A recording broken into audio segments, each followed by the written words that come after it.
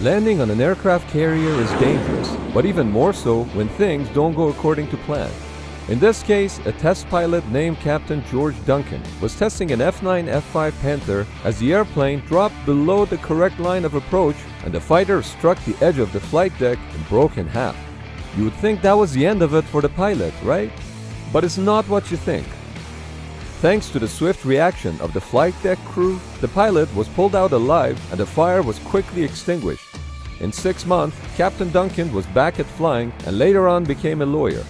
Today, under standard operational procedures, when landing on aircraft carriers, pilots apply full throttle at touchdown.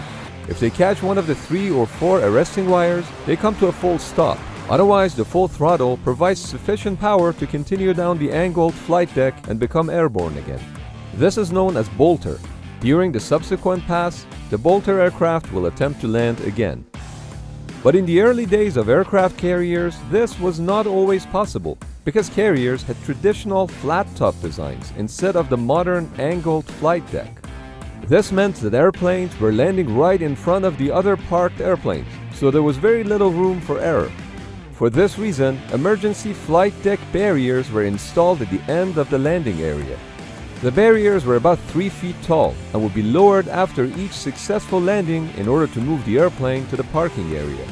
If something did go wrong, like a broken tailhook, the deck barriers were essential in stopping the aircraft from crashing into the flight deck crew or parked airplanes. After hitting the barrier wires, airplanes usually sustained heavy damage and sometimes even burst into flames. The flight deck crew were also as likely to get injured as the pilots themselves due to the wires flying around the flight deck.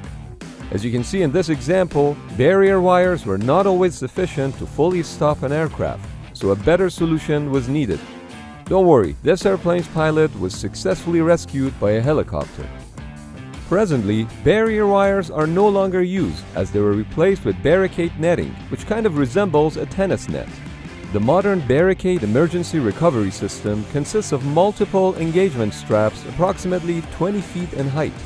As the airplane enters the barricade, the release straps break and the aircraft is caught by the engagement straps which transfer the load to the barricade engine below the deck via a purchase cable. The barricade is normally stowed away and is only rigged in case of an emergency such as tailhook or landing gear malfunction.